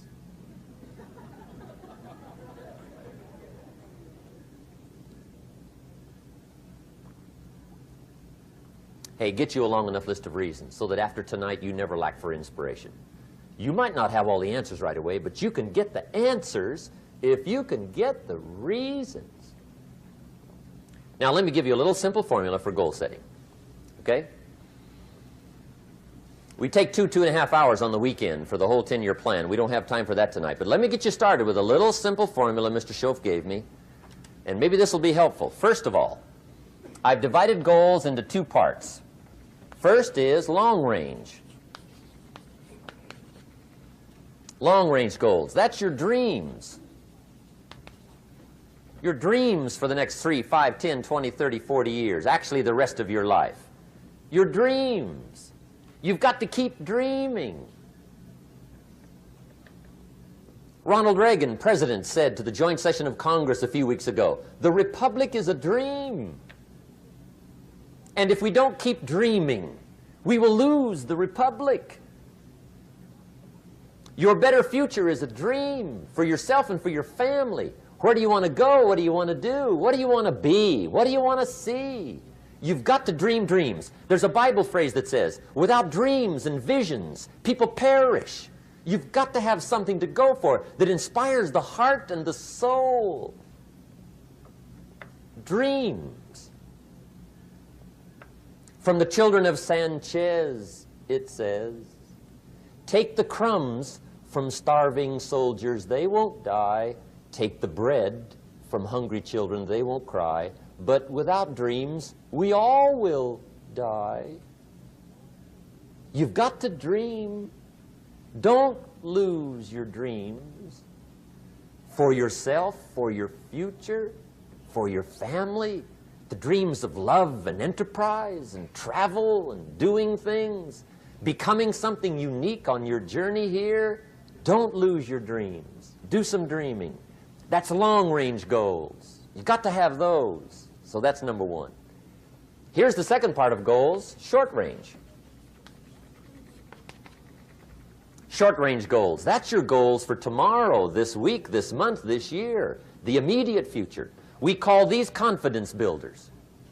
Because if you set up something short-range, go for it, get it, latch onto it, work hard, accomplish it. That starts building your strong feelings to go for your dreams. Now, I've divided goals into 3 categories. Here they are. Number 1 is economic.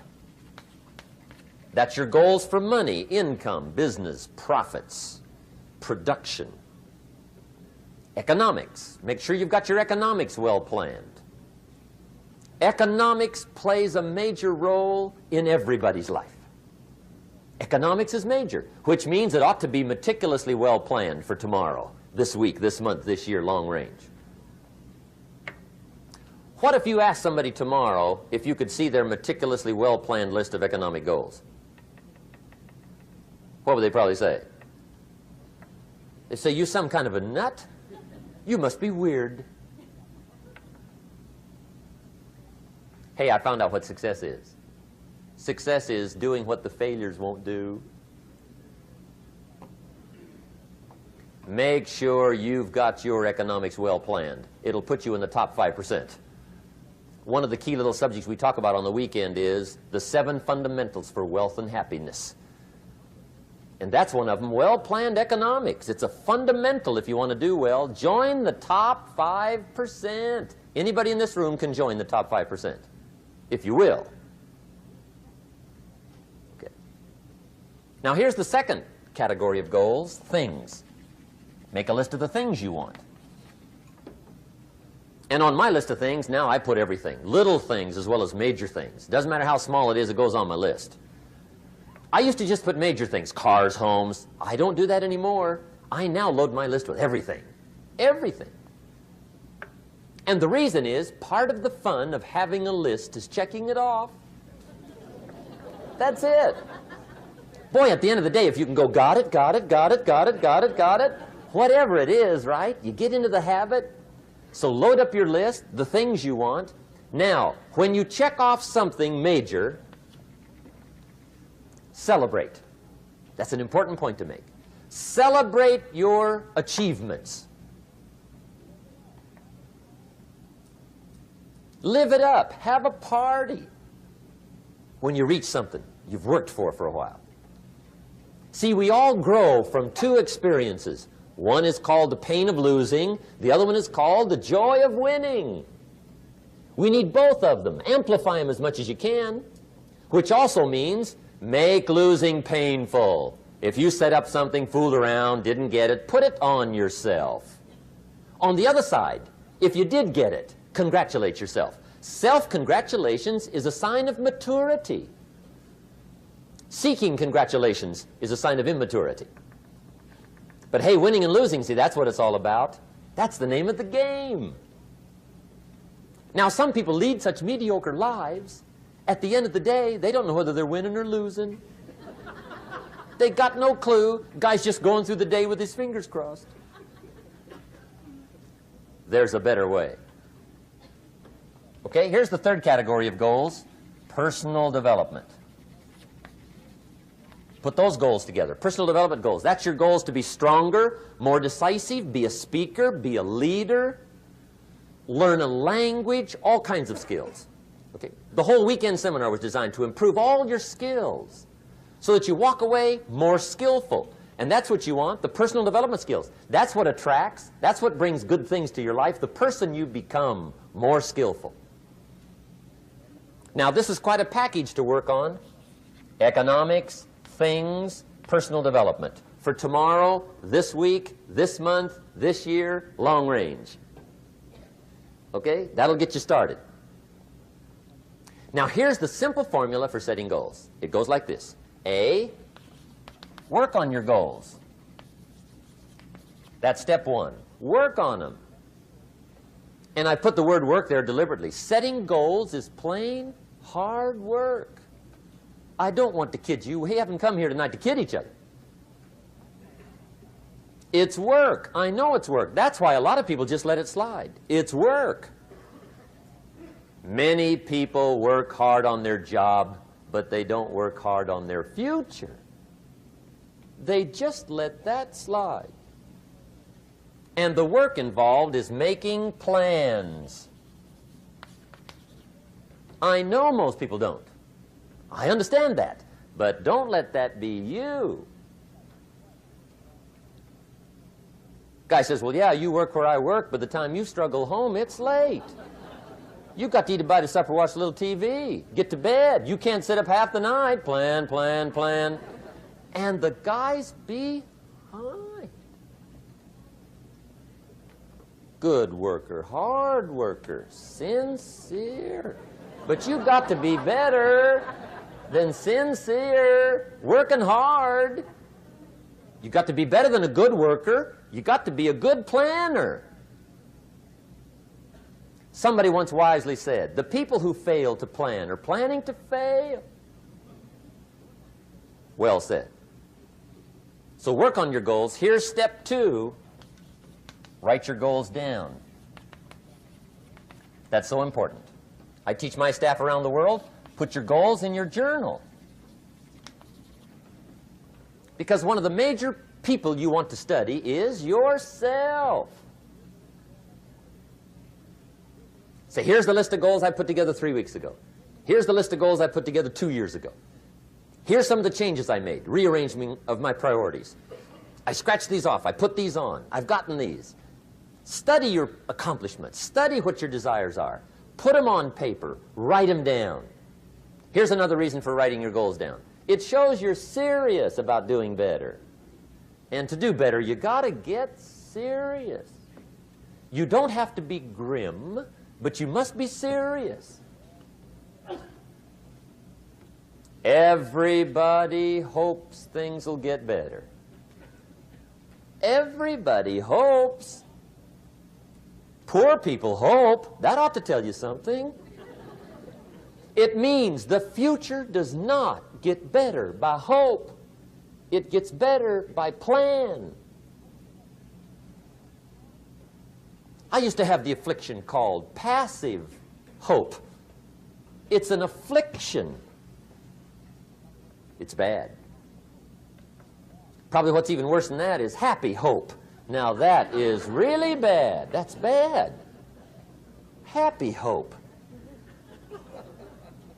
The guy's 50 and he's broke and he's still smiling. See, that's not good.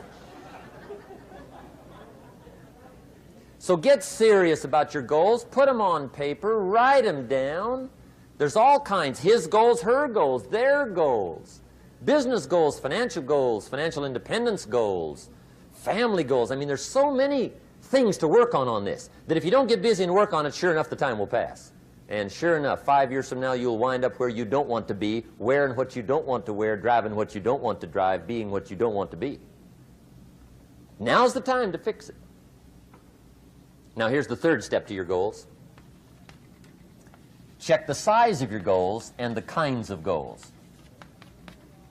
How big they are, what kind they are, affects you.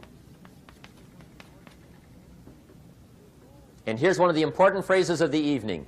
Your goals are affecting you, whatever they are. Your goals affect your handshake. Your goals affect your attitude, personality. Your goals affect the way you walk, the way you talk, the way you dress.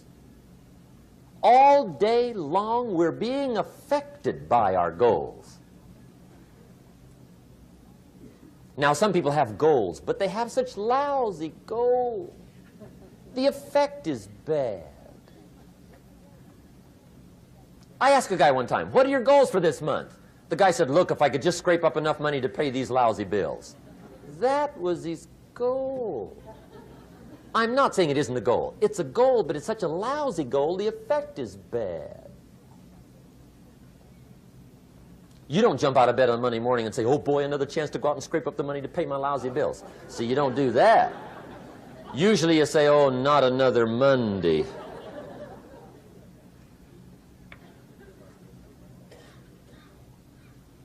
And some people have so given up on life, they have joined the thank God it's Friday club. How sad. Surely those are the same people, when life is over for them, will say, thank God it's over. Let me give you a Bible philosophy that teaches how to get whatever you want. That's the title of the next set of notes. How to get whatever you want. From the Bible. Now again, I'm an amateur when it comes to the Bible. I'm not a pro. But this I can quote, and I think that'll be sufficient. How to get whatever you want. Here's what it says if you're ready. It says, ask.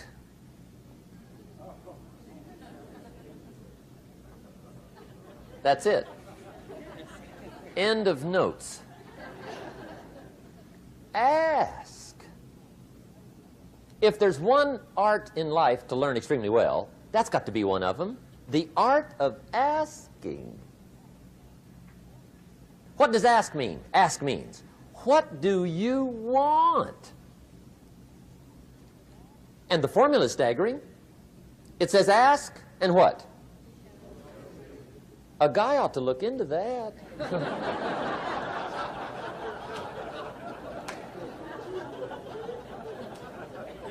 He says, yeah, but you work where I work. By the time you struggle home, it's late. You got to eat a bite of supper, watch a little TV, get to bed. You can't sit up half the night, ask. And the guys be... See, you've got to be better than a good worker. You've got to be a good asker. Now, let me give you 3 key points on asking and receiving. This can do it. Number 1, asking is the beginning of receiving. Asking starts a unique process, mental and emotional. I don't even know how it works. All I know is it works. It's like pushing a button and all this machinery starts working. I don't know how. It just works. There's a lot of things you don't need to know how. Just work them. Some people are always studying the roots. Others are picking the fruit. I mean, it depends on what end of it you want in on. Asking is the beginning of receiving, so start the process. Here's number 2. Receiving is not the problem. Receiving is automatic. Now, if that's true, receiving is not the problem, what's the problem? Failure to ask might be one of your major problems. I don't know. Check it out. The guy says, oh, now I see it. I got up last year and hit it every day, but there's not a scrap of paper with my goals on it. Good worker, poor asker. So you got to change that. Here's number 3. Receiving is like the ocean. There's plenty, especially in California. It's like an ocean here.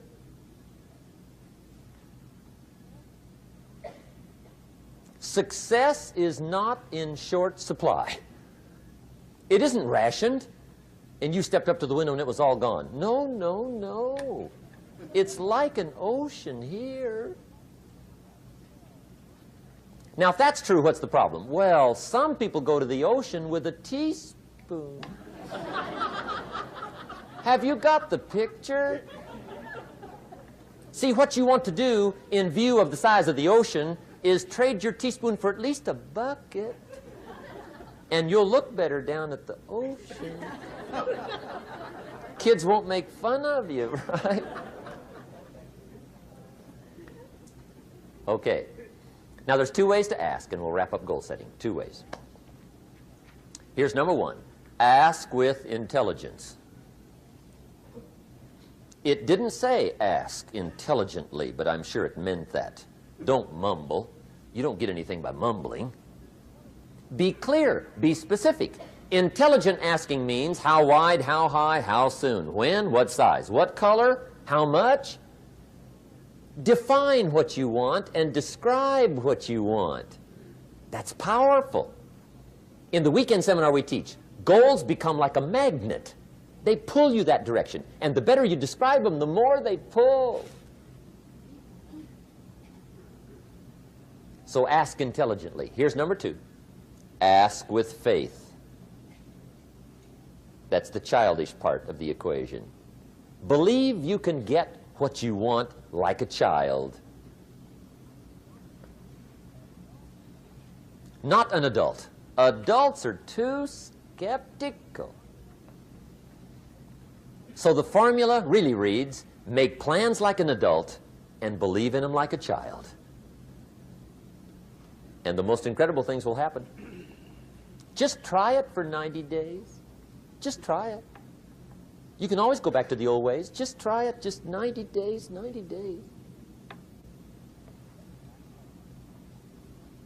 Now, here's the last qualifying phrase on goal setting, as we promised to qualify everything.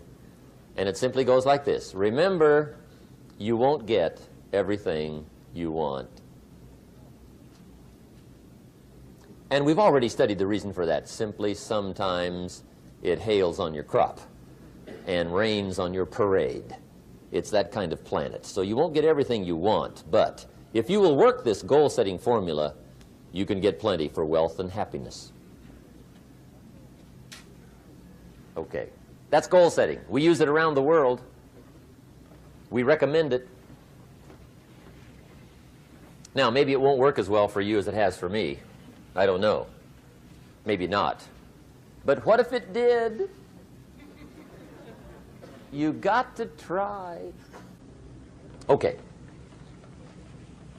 Here's the last subject, the day that turns your life around. Let me just quickly give you a list of 4 emotions that can change your life in one day. Emotions are powerful.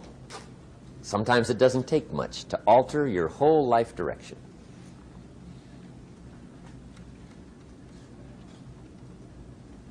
Okay, here they are. Number 1, disgust. Powerful emotion. Disgust says, I have had it. See, that could be the day. The day you can say, I've had it. And whether you've had it with something small or something major, the day you can say, I've had it, may not be the day it ends, but the day it begins. That's what I said when that little Girl Scout left my door when I'm 25.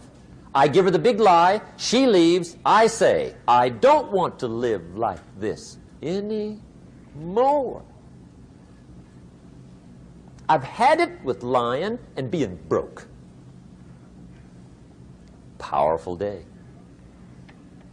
The man's finally had it with mediocrity. He's had it with being a loser.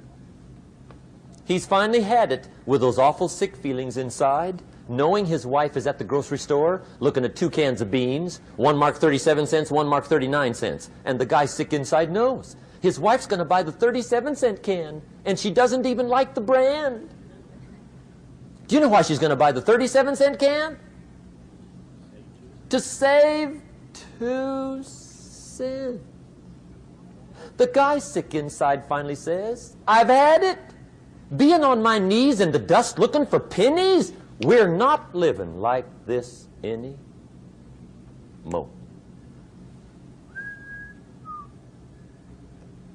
Could be the day that turns your life around. The day you can say, I've had it. He walks into his closet and rips everything in it to shreds and says, I've worn this embarrassing stuff for the last time. And not only will I never wear it again, no one else will ever wear it again. Commit an act that says, I've had it. Powerful. Here's the next one, decision. And decision-making is powerful, and it's emotional. That's those knots in the pit of your stomach, right? Waking up in the middle of the night in a cold sweat, trying to decide. We sometimes call it inner civil war. What shall I do? Well, for progress, you must decide. The best advice I can give you came from a wealthy friend of mine who said, if it's easy, do it easy. If it's hard, do it hard. Just get it done. If you went home tonight and in the next few days cleaned up a whole list of decisions, that might furnish enough inspiration for the next 10 years. I found this out many times after you've decided. Getting on with it is easier than deciding. Sometimes decision is the toughest part. Here's the next emotion, desire, wanting to bad enough. And I don't know how to tell you to want to. That's something you've got to come up with. There's 2 things I know about desire. Number 1, it comes from inside, not outside. You don't send off for it. Number 2, I know desire can be triggered by something. Who knows what it might be?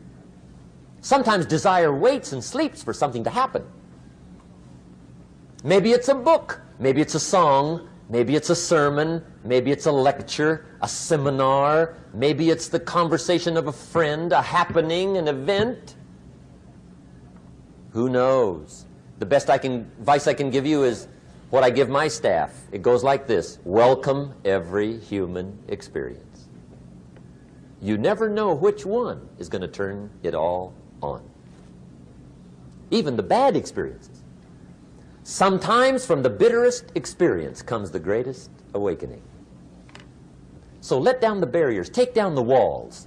The same wall that keeps out disappointment keeps out happiness. Let life touch you. Don't let it kill you, but let it touch you. Here's the last one. This one's powerful. Resolve. Resolve says, I will. Two of the most powerful words in the language. I will. Benjamin Disraeli once said, nothing can resist a human will that will stake even its existence on the extent of its purpose. Shortly put, I'll do it or die. See, that's powerful. That could be the day that turns your life around.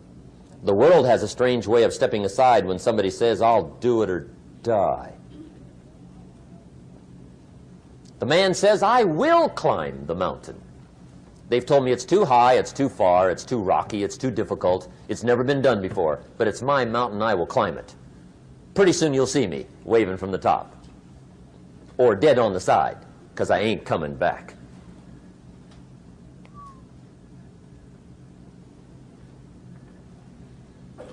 The best definition I ever got from the word resolve came from a little junior high girl in Foster City, California, up north.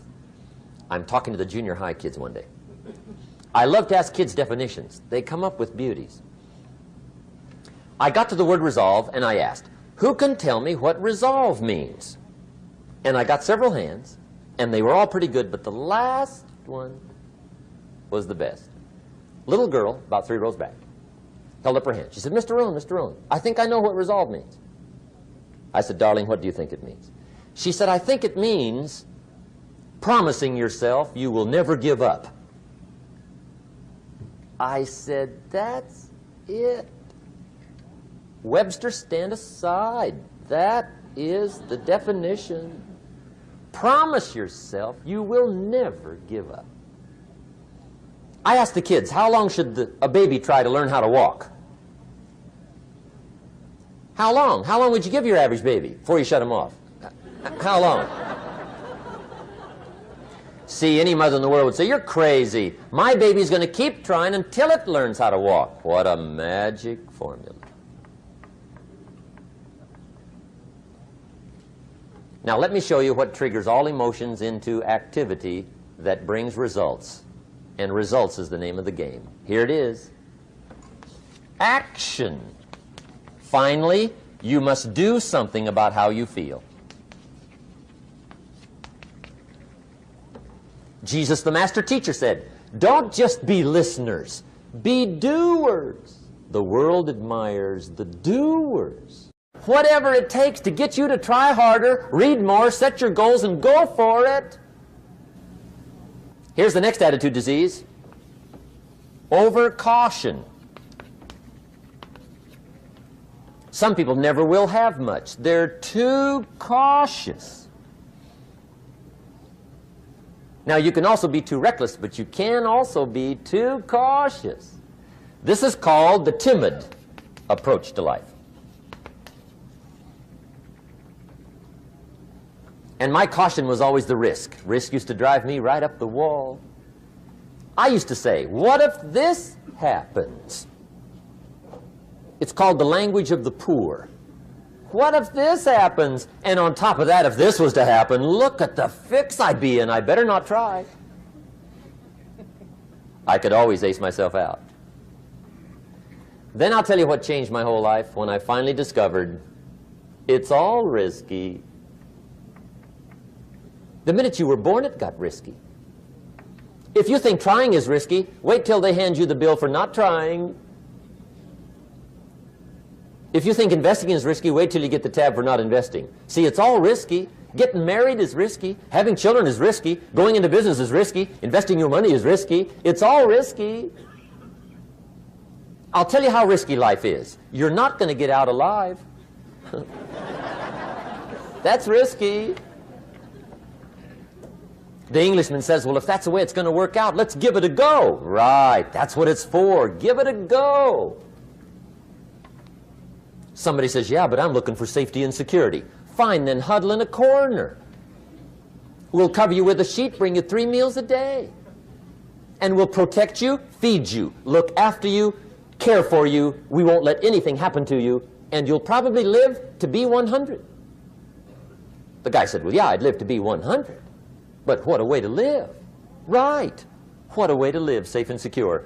Don't ask for security. Ask for adventure. Better to live 30 years full of adventure than 100 years safe in the corner. And see, it's not important how long you live. What's important is how you live. Here's the next attitude disease. We're almost through with this motley list. In fact, we're almost through. Hang on. The next one is pessimism. Pessimism, the deadly disease of always looking on the bad side, the problem side, the difficult side, checking all the reasons why it can't be done. The poor pessimist leads an ugly life. He doesn't try to figure out what's right. He tries to figure out what's wrong. He doesn't look for virtue. He looks for faults. And when he finds them, he's delighted. How ugly. This is the poor guy who looks through the window, doesn't see the sunset. He sees the specks on the window.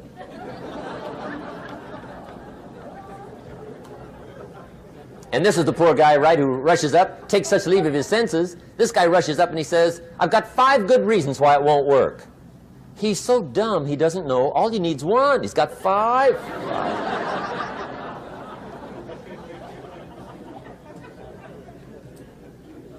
To the pessimist, the glass is always half empty. To the optimist, the glass is half full. Why would the same measure affect people 2 different ways? Answer, it all depends on how you look at it. Our lives are mostly affected by the way we think things are, not the way they are. The way we think they are affects us most. There's a subject we don't have time to get into tonight called better thinking habits. One of the major things Shove taught me when I met him, he said, poor thinking habits keeps most people poor. Not poor working habits. Most people work hard, but they don't think hard. And Shove taught me that the mind is like a factory, a mental factory. And whatever you think about all day long pours ingredients into this mental factory.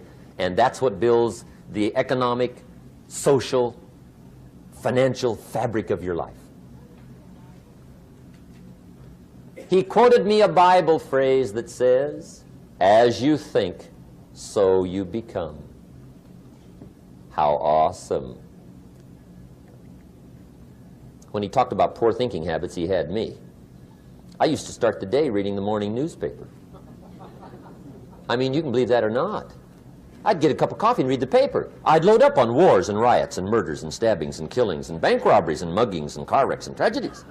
I'd even read the back pages. I seem to like that stuff for some weird reason. I'd load up on all that, and then I'd start the day. You can imagine the kind of days I used to have. You walk around on your financial knees. They call you economic peewee.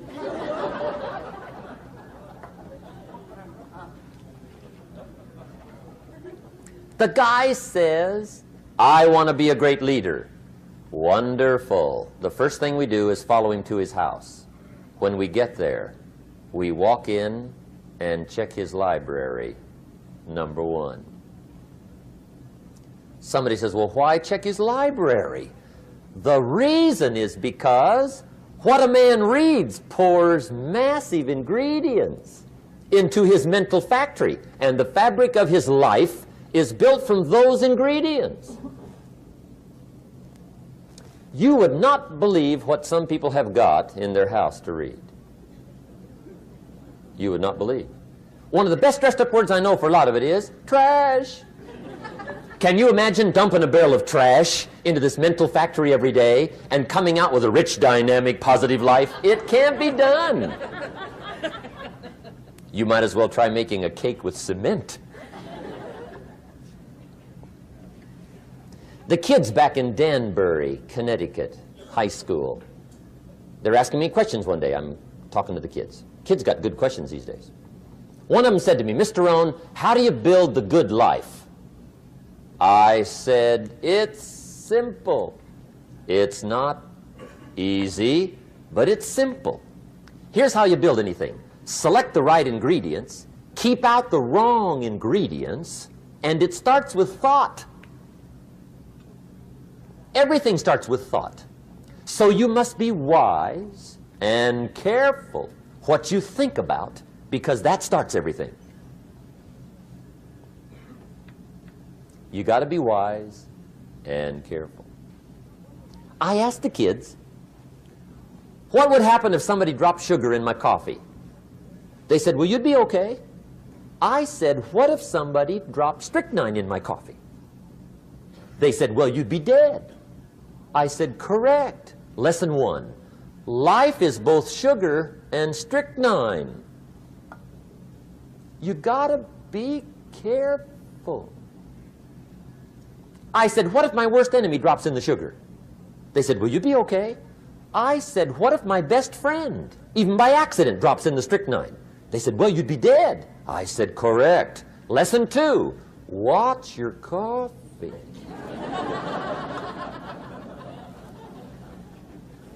You got to be careful. See, it doesn't matter who hands you the bad stuff.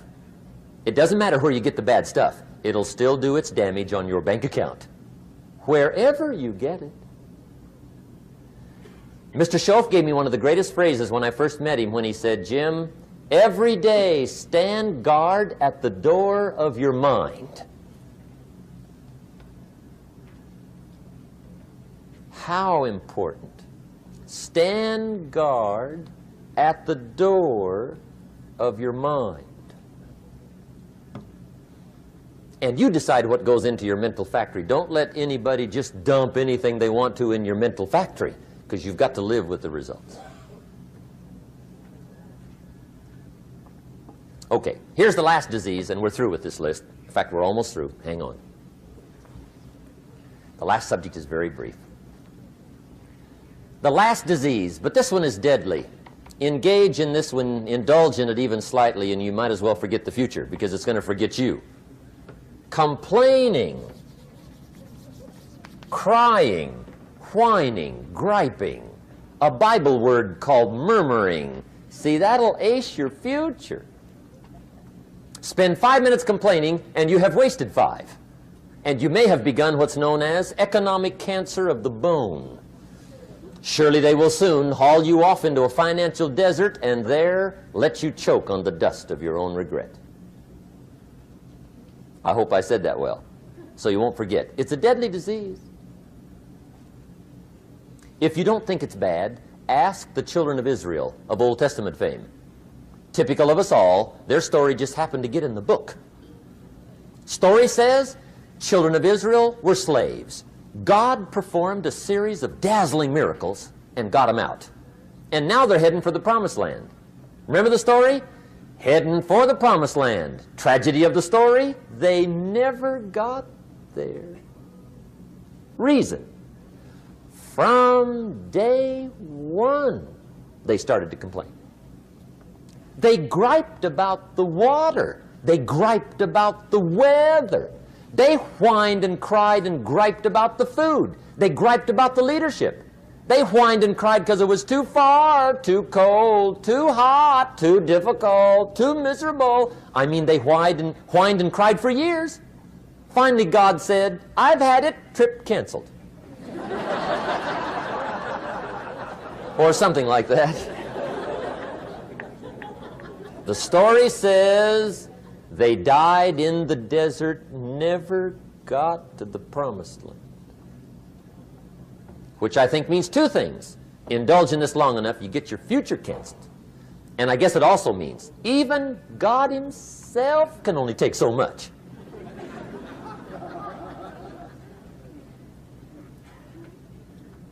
Okay.